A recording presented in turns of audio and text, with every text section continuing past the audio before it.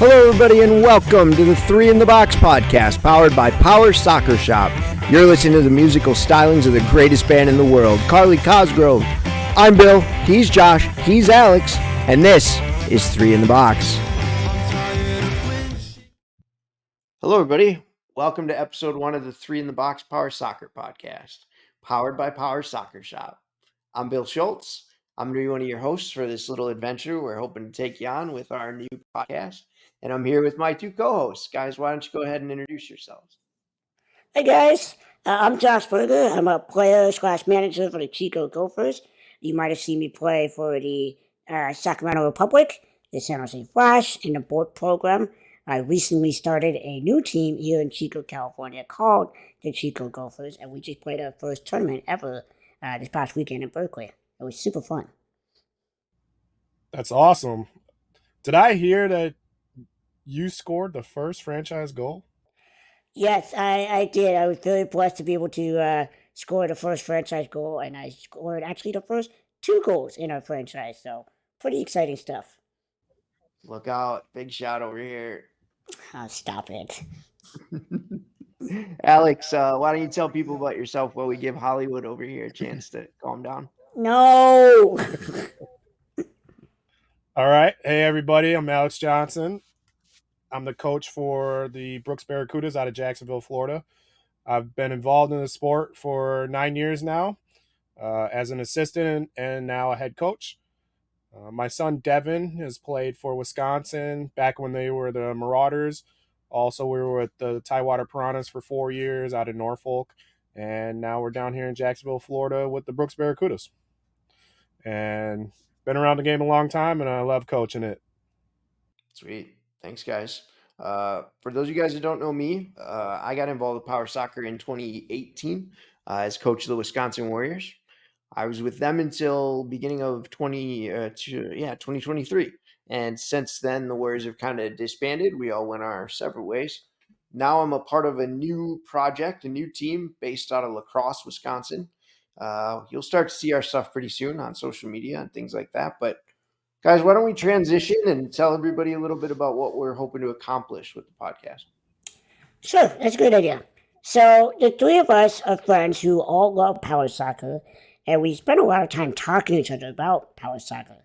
Specifically, we talk about USPSA and the national team. So we decided there are probably a lot of people in the different parts of the country that love power soccer that are probably talking about the same things we do. So we want to find a way for all of us to talk about it together. And that's how the Three in the Box podcast was born. That's right, Josh. So Three in the Box is really first of its kind in that it's dedicated specifically to power soccer within the United States. Our goal is to promote conversation and community around the game in our own country. So we're going to cover a lot of what happens on the court, both in USPSA and with the U.S. national team, but also cover what our players, coaches, and others in our sport do and experience off the court as well. For sure, Alex. I'm really excited about the part where we get to interact with all the listeners and viewers in different parts of the country. I really am too. I think we're gonna have a lot of ways for people to interact with us and participate in the conversation that will be ongoing throughout the whole 24-25 season and beyond.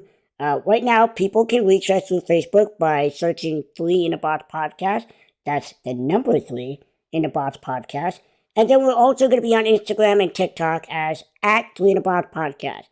And there will be a lot of posting of content of videos, interviews between players and coaches, all that kind of fun stuff throughout the whole year from games and tournaments.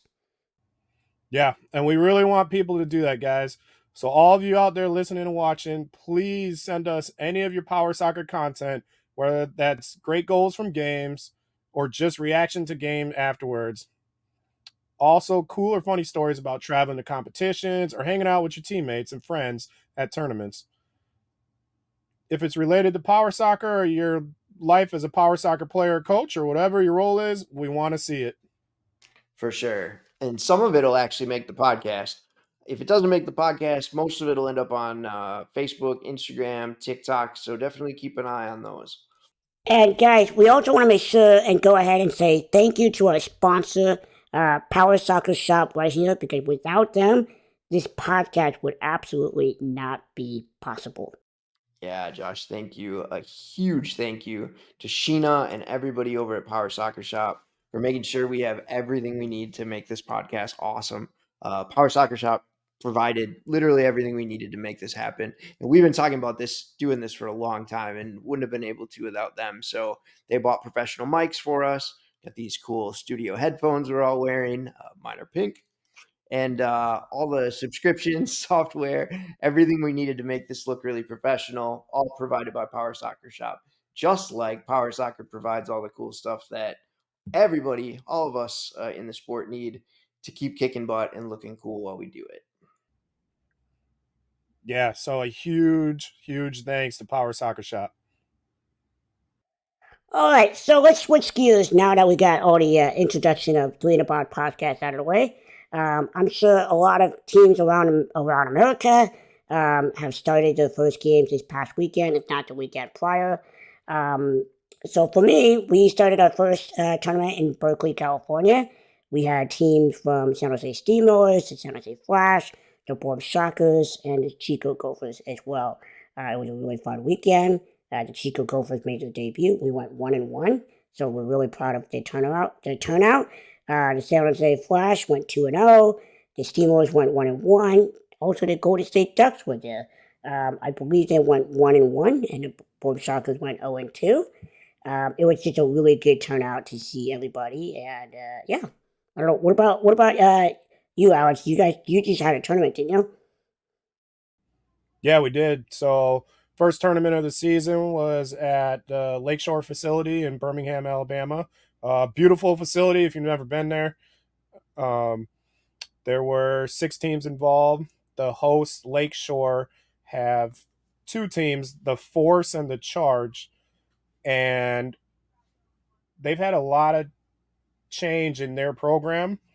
A lot of the well-known faces have retired, so to include Mike Neville and some of the others. So they are very youth oriented now, and I got to see a lot of flashes of some great play out of a lot of young kids, and I'm excited for both of their teams' future.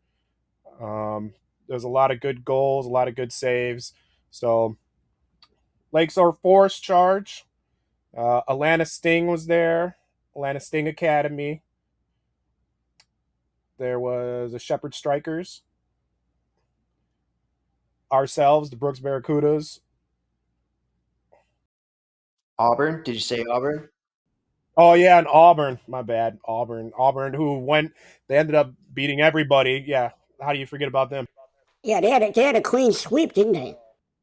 They did, but I would say it was very competitive between all the teams.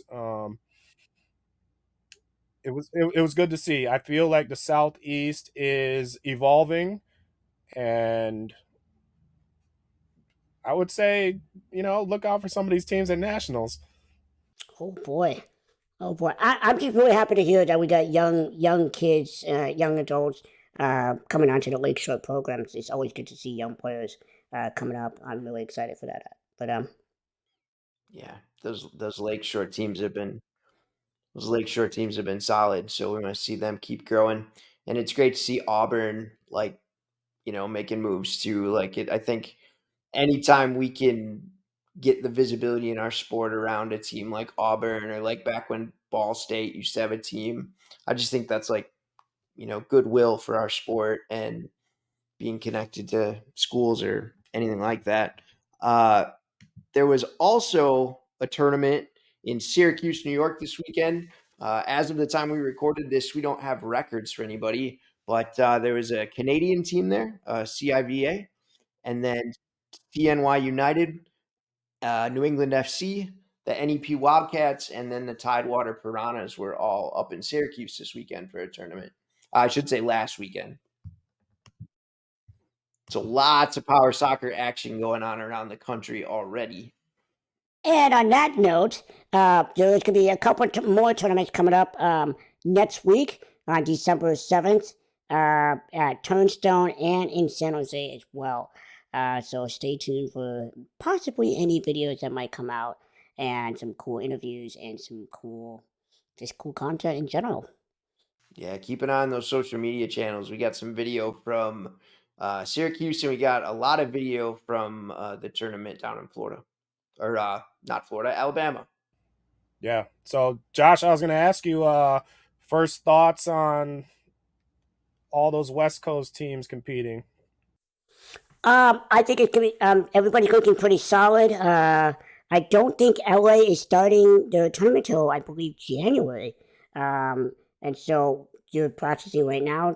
I'm told, and there is a huge tournament coming up in January in Phoenix, Arizona, hosted by Ability 360. Tony Jackson is hosting it, putting a whole shindig together. The seats have been filled up already. The Chico Gophers actually missed the cut because it filled up so quickly.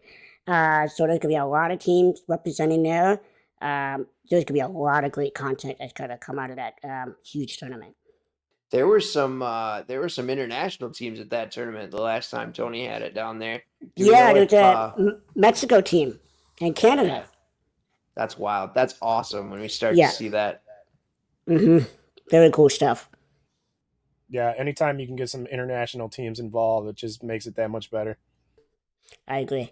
And and to go back on what Bill was saying about Auburn, I think it's just incredible that we have a collegiate team in our league again, and it was all done by Zach Dickey. He's now the player coach of the Auburn Power Soccer program. He's also just been named the Auburn assistant coach for wheelchair basketball. So congratulations to Zach Dickey for doing what you're doing. We are living in a generation of team building here. Like all of us are like, running teams, like people creating teams all over this country. It's so cool to see our sport expanding, and guys like Zach and Tony Jackson, I think it's Steve Everett. There's a lot of us right around the country that are playing and coaching and running teams. It's pretty sweet. It's really incredible. It's a testament to all the people that are hard at work in the sport, wanting to see it to keep growing. Oh no, I was just gonna say it was cool to be back on the court, see everybody out there competing, see families, friends, all that. That's what makes this sport special. Yeah, I totally agree. I mean, I took last season off, so it had been 15 months since I last played because the last time I played was 2023 Nationals. So to be back in Berkeley to see everybody, it's just like a big family reunion. So that's one thing I didn't know that I missed until I got back into it. Well, guys, speaking of big names in the sport, what do you say we transition to the interview portion of the podcast? Ooh, who do we have on the docket? Who could it be? We had the pleasure of speaking to and interviewing somebody you might have heard of in our game. His name is Riley Johnson, and we're going to throw it to ourselves a few days ago when we were talking to Riley. Hello, everybody. Welcome to the Three in the Box hot seat segment of this Three in the Box podcast, powered by Power Soccer Shop. We're probably going to put somebody in the hot seat every week, but this very first episode, who better to sit in the hot seat but the current GOAT of our game, the man, the myth, Mr. Riley Johnson. Riley, thanks for joining us. Oh, thanks for having me. I'm super pumped. So, just as a background for everybody, just in case you don't know Riley, full name Riley Johnson. He's 27 out of St. Cloud, Minnesota. He is a 4-time national champion with his club team, the Minnesota Shockwave, and a U.S. Power Soccer national team silver medalist and bronze medalist. So, Riley, again, welcome to the show. Yeah, and actually it's 5 times, but Whoa, who's okay. counting? Who's counting? Okay. Right. I was waiting for him to do it. I was like, I'm going to do it. All right, Riley. So we're going to jump right into the grilling here. When and how were you introduced to power soccer? Did you get chased down the sidewalk by a coach or a player outside a mall, or how did you start? Yeah, so I've been playing so long, I don't even remember how I started.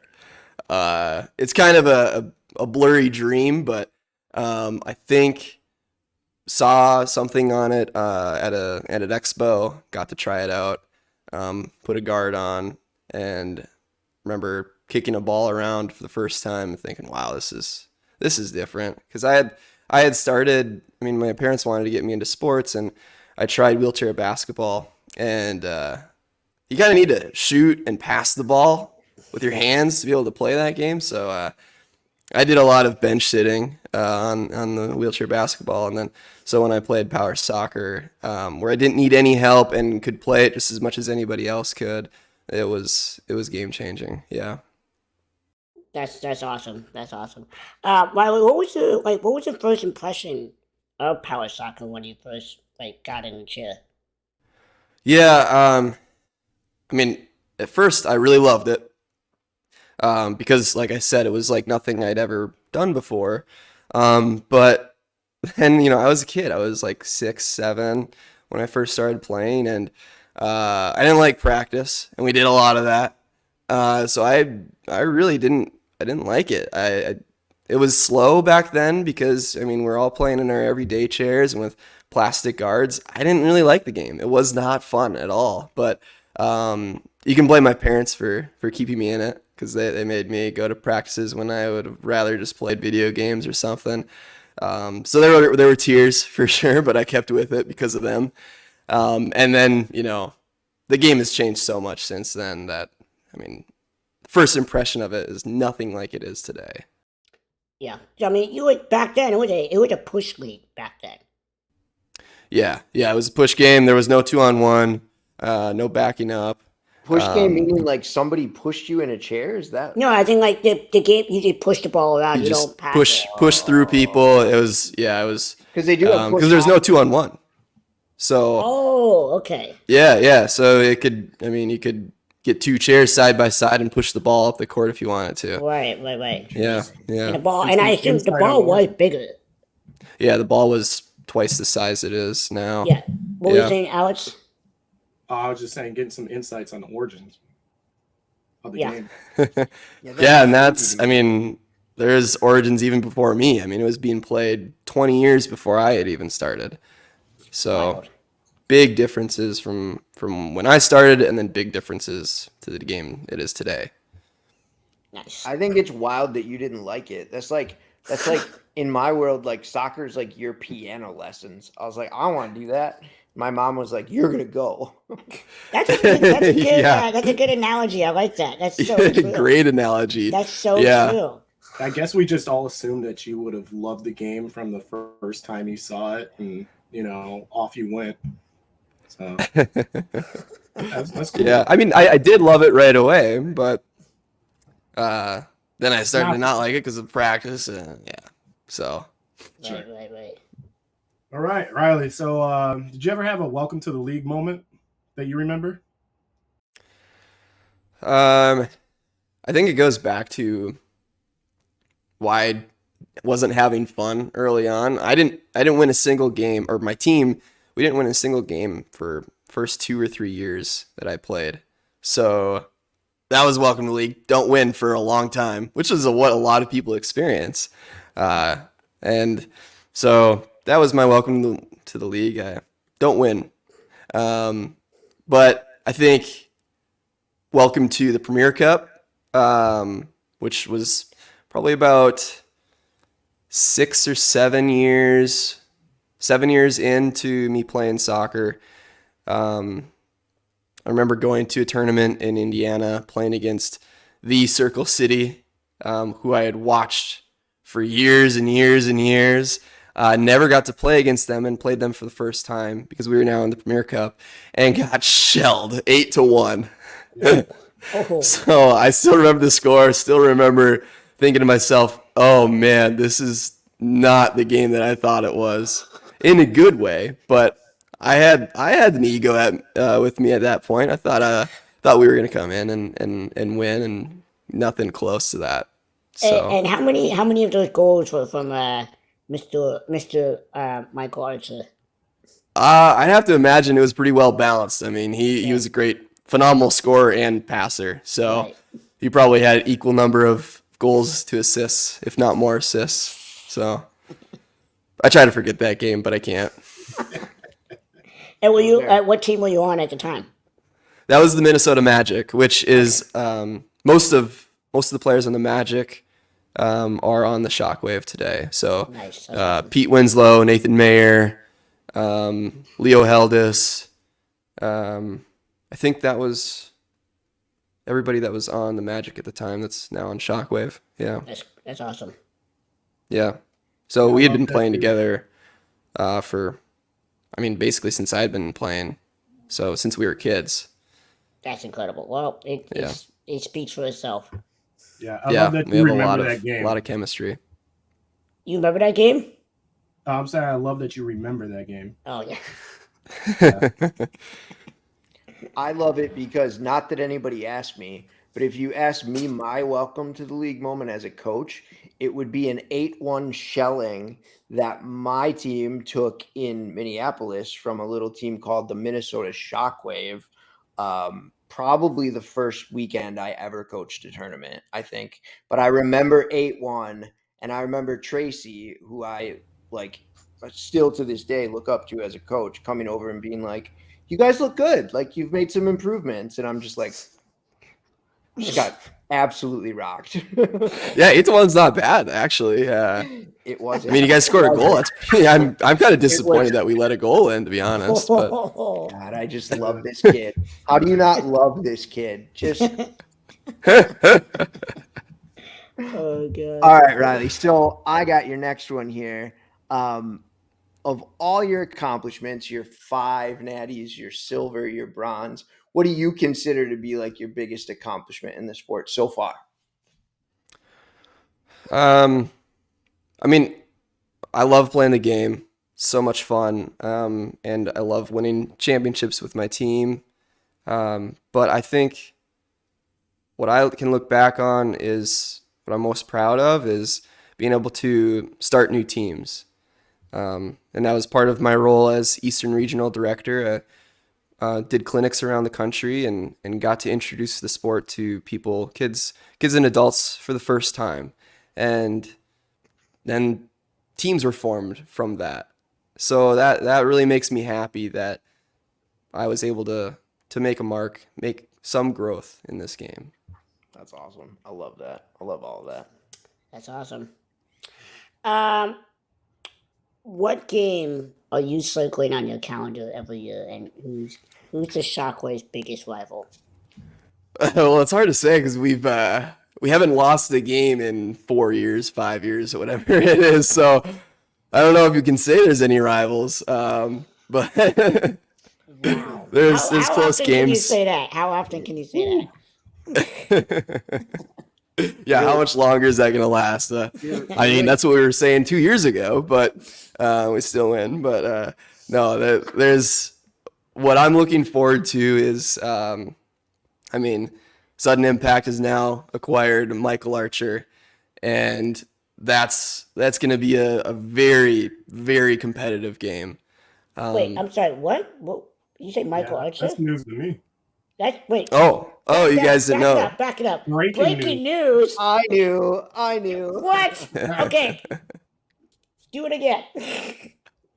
No, I'm not going through it again. You heard what I said, and because when this comes out, guys, Yeah. like, for people who are watching this, Yeah. we're recording this on November 6th. Yeah. So Yep. this is coming out 2.5 weeks from Yeah. now. So it'll be interesting. I think that's cool. I think Yeah. I only know because Riley told me. That's why. yeah, Okay. So, yeah, and what happened? and there'll be a news story that I may or may not be writing regarding Michael's return. So, Okay. so you actually heard it first, not here, but you'll hear it first, or you'll hear it again. You guys are hearing it first right now. So, but yeah, he's joined Sun Impact, and that'll be a really good game. That'll be really competitive. So, Oh my goodness. already planning for that.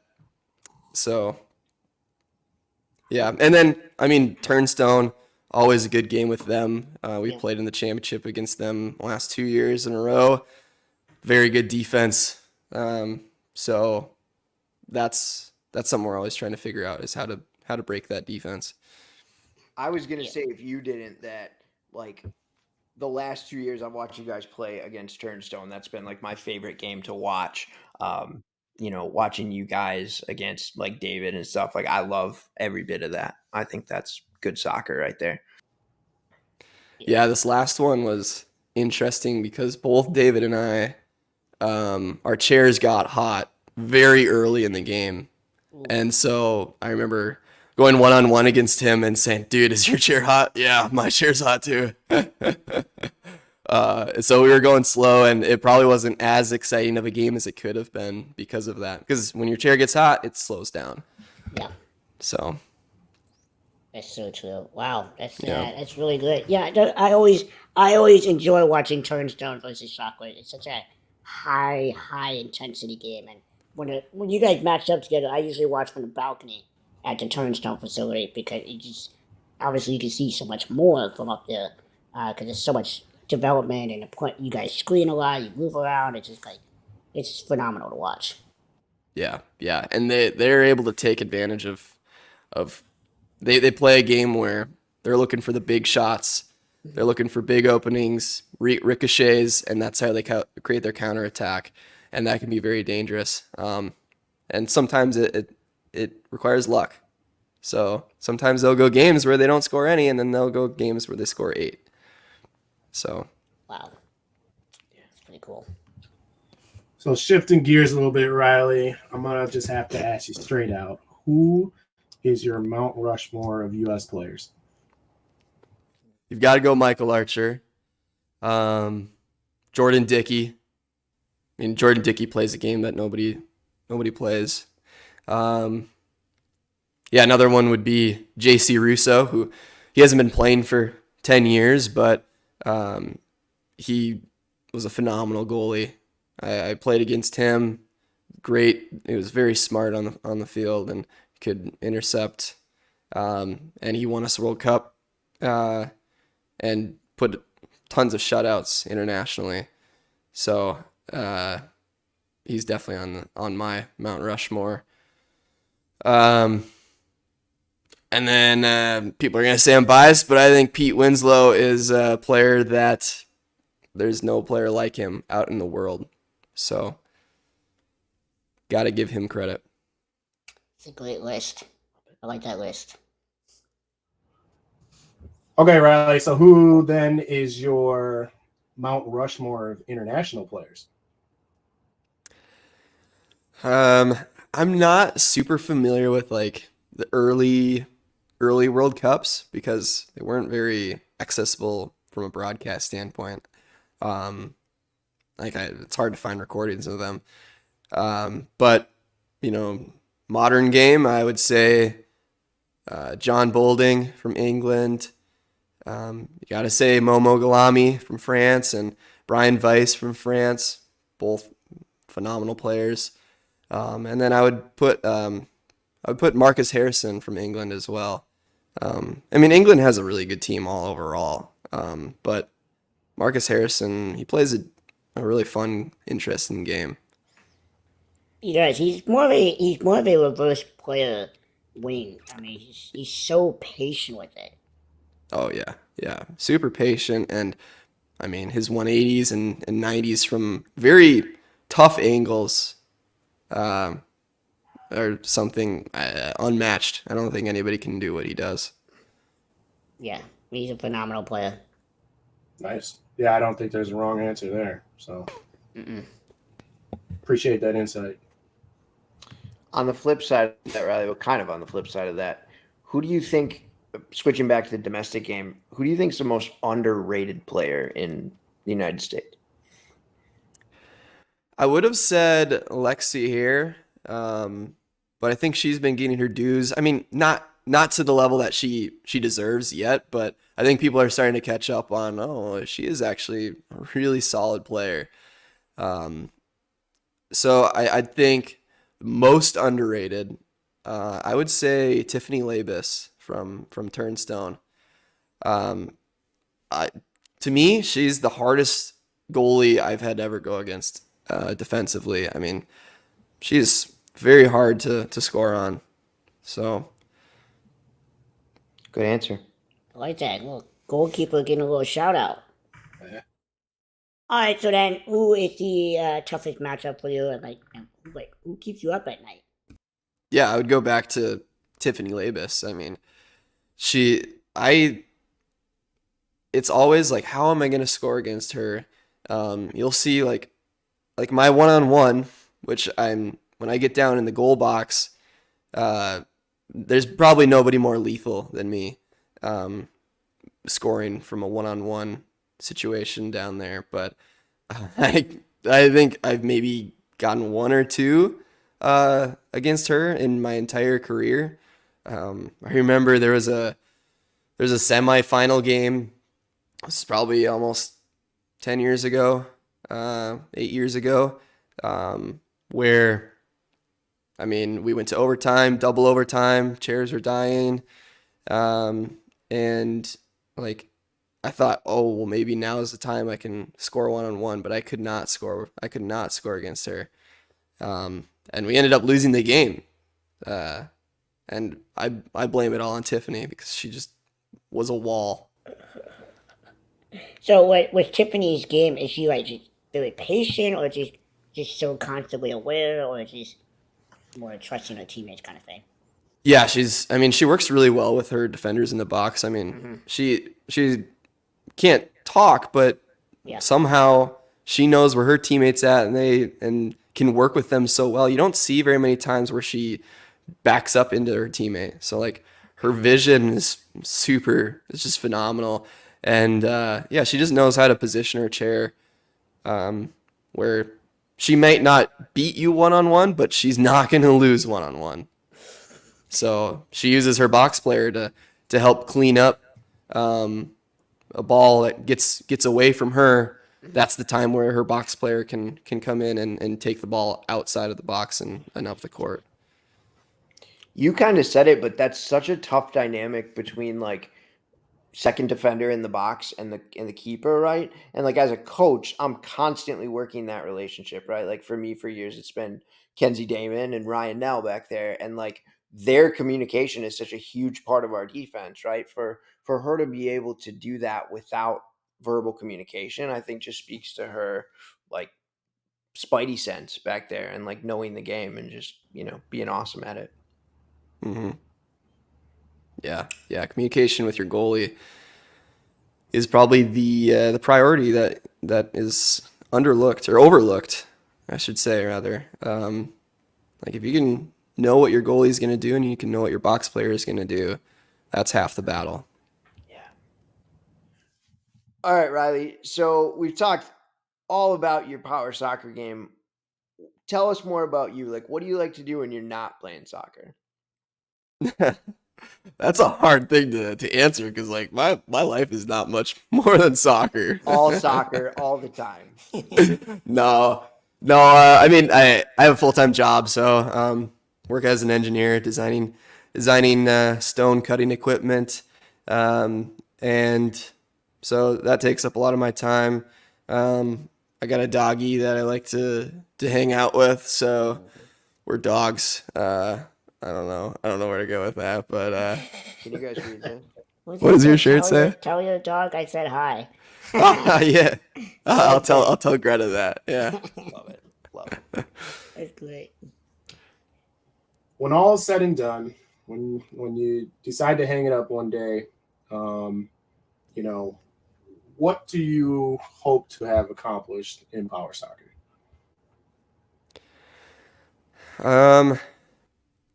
I really hope to have, grown more teams. I hope that this sport, by the time I'm done, triples, if not quadruples, the number of teams, number of athletes. And yeah, I mean, I guess the one thing that's been eluding me is a gold in the World Cup. Gold for Team USA. That's still super important to me, and my number one priority is to bring back the trophy for the United States. So I'm not going to give up until that happens, or if they kick me off. So could be a while, but I'm not planning on it. That's Well, great. yeah, that's awesome stuff, and we definitely appreciate your insight on everything. I know a ton of people look up to you, and it's great to see that in the U.S. that we have such a good role model. Not just you, but there's a lot of top players who take the time to say a couple kind words to the younger kids who look up to them. And that you guys really embrace you guys' roles as role models, you know. Um, but on top of it, combining that with the skill level that you guys play at is just awesome to see. So all the way around, um, we couldn't be more proud of all you guys, and we enjoy that you're taking the sport to new heights, and we I'm excited. I think we're all excited about what's yet to come. For as great as what's already happening, I think it's just the sky's the limit with this sport, and it excites me every day. So we really appreciate you giving us some insight today. Oh, of course. Yeah. Well, on that note, that is all for the Three in the Box hot seat portion of the podcast. Big thanks to Riley Johnson of the Minnesota Shockwave and the U.S. Power Soccer team for sitting in the hot seat for this episode. So best of luck to you with the season, Riley, and we'll be seeing you at national tournament coming up soon. Yeah. Thanks for having me, guys. Yeah. All right. Love what All you're doing. right. Hey, listeners, Bill here. I just want to take this opportunity between segments to thank you guys. Thank you for listening. Thank you for watching. Thank you for supporting this podcast. This project has been a super long time coming. I think Josh and I had our first conversation about this podcast during quarantine back in 2020. It feels amazing to be able to release this to you guys, and I just want to thank you all so much in the United States, around the world, in USPSA, those of you that are connected with the international teams, and those of you that are watching this because you're one of our friends or one of our family members or a supporter of disabled sports or for whatever reason. Thank you so much for supporting this podcast. I want to take this opportunity also to just thank Power Soccer Shop again. Seriously, without Power Soccer Shop, we absolutely could not have made this happen. So if you like the podcast, please let us know on social media, but please let Sheena and the folks over at Power Soccer Shop know that you're happy with this, and we hope to keep the content rolling. We hope to keep you guys informed all the way through this Power Soccer season and beyond. So again, thank you for your support, and we're going to take you now to an interview that we did with Nikki Dwyer of the Tidewater Piranhas and Jada Cano of the Strap Scorpions down in San Antonio. We talked to them a little bit what it's like to be a young woman in the sport, and we hope you enjoy the interview. Thanks again. All right, welcome to the interview portion of episode 1 of the Three in the Box podcast. We are here with Nikki and Jada, and we're going to let them kind of introduce themselves, and then we'll talk a little bit about what it's like to be a young woman playing power soccer in USPSA. Nikki, you mind going first? No, I don't mind. So my name is my name is Nikki. I am on the Tidewater Piranhas soccer team, and I've been playing for probably about 16 years or so, give or take with like some of the breaks that we're taking. Um, and I honestly don't remember how I first started playing. My parents just brought me when I was like 7 or 8 years old, and then I just kept going. You didn't get like chased down in a mall or something like most of us. I feel like most people's story is like some other athlete chased me down on the sidewalk. Is that your experience, Jada? Yes, that actually was my experience. It was not a sidewalk. It was a Tuesday morning, a store, and so that was how I got started. That's So, awesome. yeah, so my name is Jada Cano, and I play with the Strap Scorpions, and I've played with the same team since I was 5 years old. So this will be my 13th season, give or take with the break, of course. You guys are both seasoned vets. I didn't realize either of you'd been playing that long. That's awesome. So you guys have a lot of experience in the sport, and do you guys see yourselves as role models to young girls in the sport that want to get involved in power soccer? Do you see yourselves as mentors, or what do you kind of see your role as as you progress in your power soccer journey? I'll go first. I honestly think personally, I don't see myself as a huge mentor just because I feel like I don't know enough, and I can never really know enough. And so I don't see myself as a mentor. But we do have in San Antonio, we do have a huge recreational community that keeps growing. And so, of course, helping them, it doesn't feel like a mentor. And there's a few young girls who actually just started. And so, like, with that, of course I've helped them, but I don't know if I would be like their inspiration because like I still have like mentors who help me, and I'm think that I'm like oh and gosh and all with them all the time, and so sometimes I don't think anybody could think that of me sometimes. But I for sure try to help out wherever I can, and I mean, I don't really realize how much I know until I actually start talking to somebody usually, and then I'm like, oh wow, I actually know a lot more than I thought I did. um so I think it just comes with being young and still like 13 years isn't a lot for some people. I mean, many people have been playing for much longer, and so I'm like, oh, I'm nowhere near the top. But I definitely try to help out where I can. I see you're trying to be humble, Jada, but I'm sure people do look up to you. But I can relate a little bit too. We don't have a lot of like rec center communities here in Virginia, but I don't see myself as a role model either to young girls. I think if somebody wanted to have a mentor, like I'd be totally down to help them learn and do things like that, but we haven't had like a community like that on my team where there have been like young girls who want to join and learn how to play the sport. I'm super surprised by those answers, honestly. Yeah, I feel like you guys are being extremely humble. I think you guys' impact in the power soccer community is huge. And I think if you, especially when we go to nationals, if you guys would when you look around and you see the younger generation, they are definitely looking up to you guys and saying, wow, I want to be just like them. So, I feel like you guys have a positive impact in the community, on the court, off the court. I love your guys' fiery competitiveness. I love it. You push all the athletes to the max, and that's what that's what this sport needs. So, I would say keep doing what you guys are doing, and you're on the right path. And whether or not you realize it or not, I definitely think you guys are two of the top role models in the game. So, Oh, props thank to you you. guys. I would also agree with that too. I will say, whenever my team was beginning the, starting out in nationals and was on the founders level, and Nikki was actually like up on the president level, just like league above us, but it was still like, oh my gosh, like I know I like fangirled out when I saw her play at first, so like I can completely understand where sometimes we don't really know it. And especially at nationals, that's where everybody's watching, and then you get mesmerized with the game. So I absolutely understand what you're saying, Alex.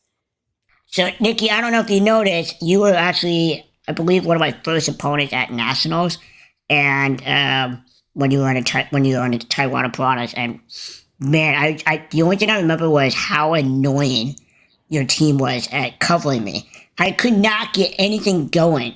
Like I was moving, and your teammate was on me the whole time like Velcro. It was ridiculous, but that's when I really fell in love with the sport. All right, Nikki and Jada, who is your Mount Rushmore of women power soccer players? Like, so who do you think is like the top four in your league, in our league? So I think all time, one of the top ones would be Katie Dickey. Mm-hmm. It's good. I like that pick. I have to agree with her on that one. And then also I would say Lexi Hare for sure. Also agree with that one. Next one would be Natalie Russo. Yep, and then we got one more. Oh, I don't know. I'd say there aren't that many, like y'all were saying earlier, women are a minority in power soccer, but I honestly like those three players are truly inspirational, and I know Natalie and Lexi very well, and they're both just like amazing mentors. So I don't know who I would pick for my fourth one. I don't know, because I have the same three as me and Nikki were talking about. So I'm not sure on the fourth one. Well, if you have trouble with the fourth one, I have one on the top of my mind. If you want to hear it, Absolutely, go for it.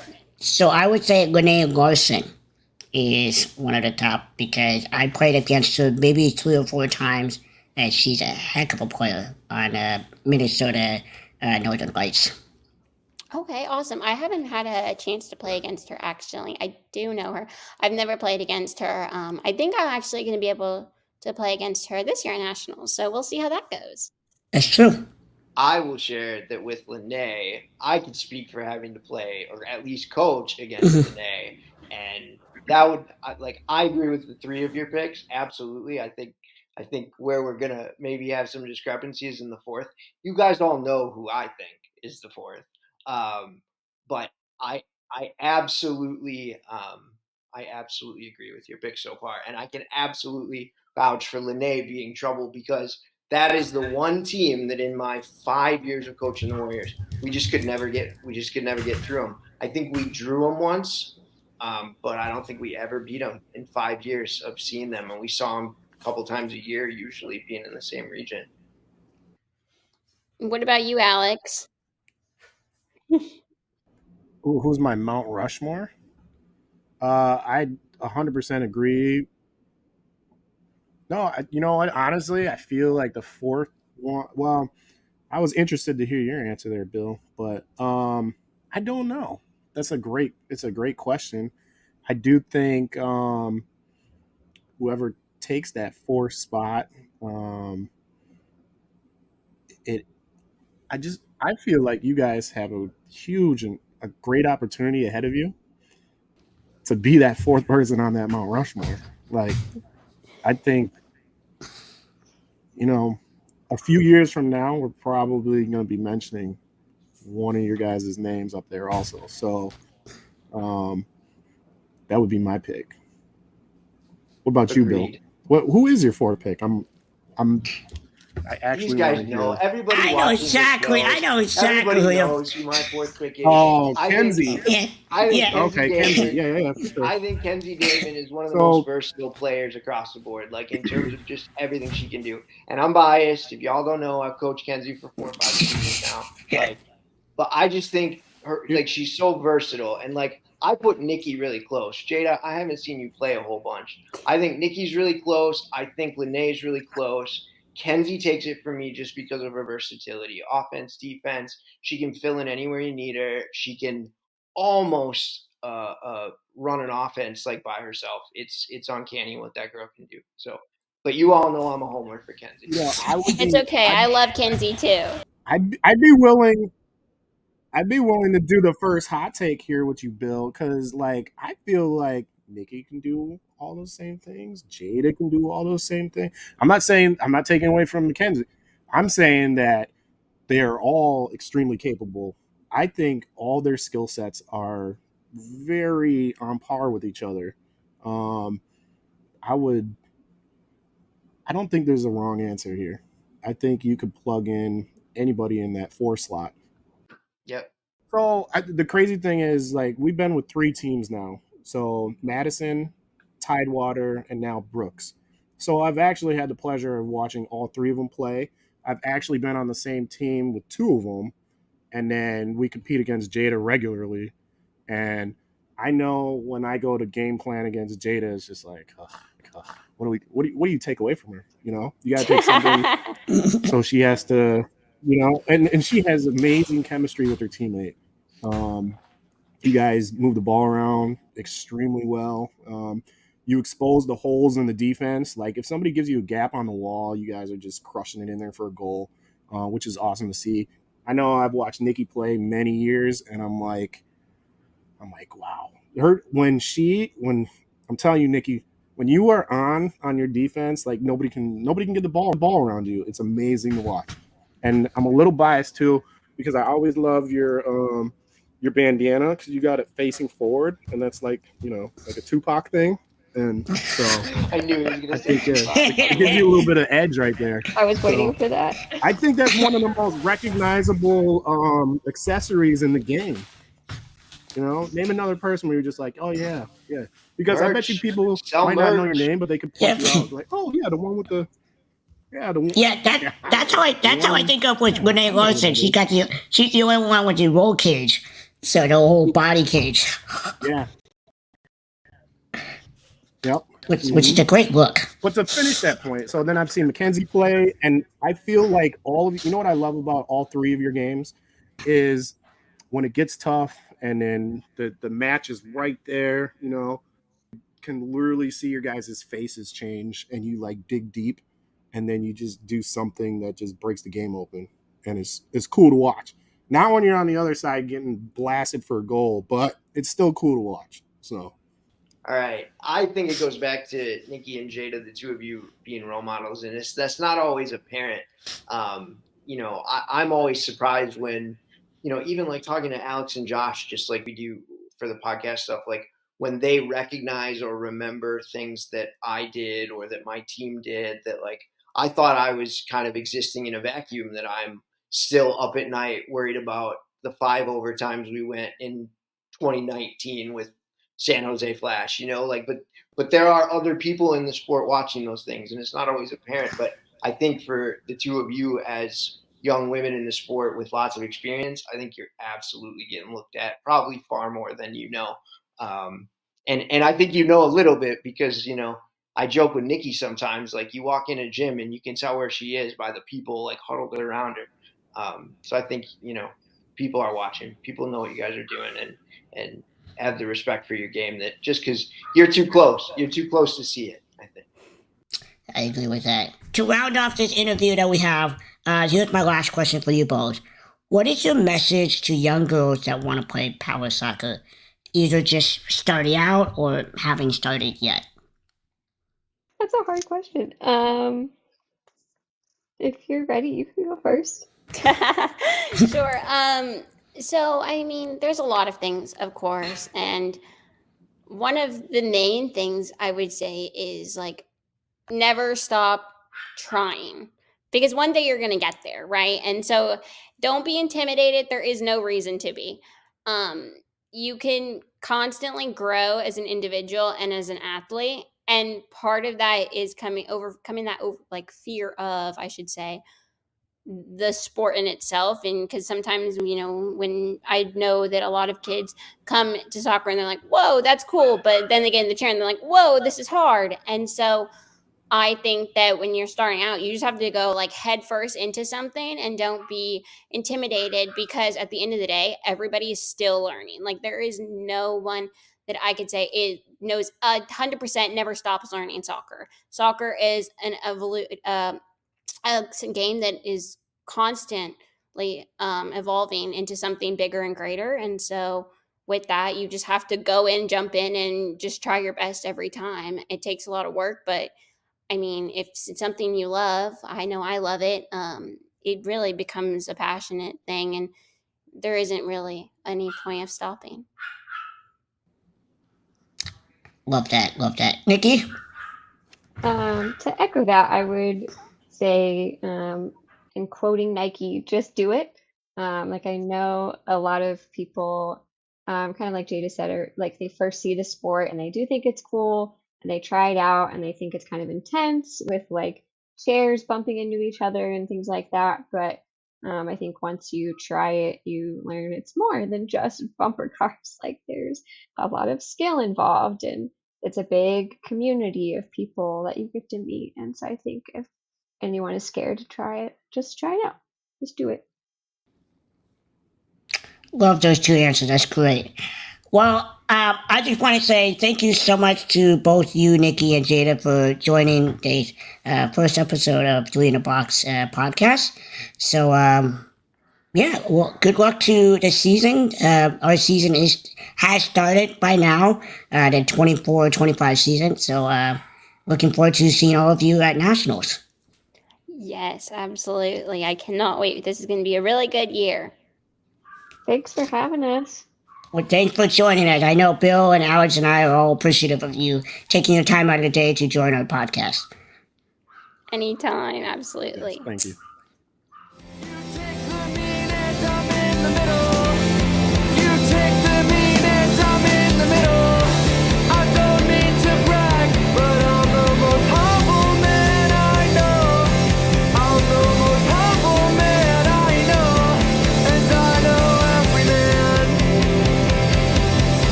Like anybody knows me.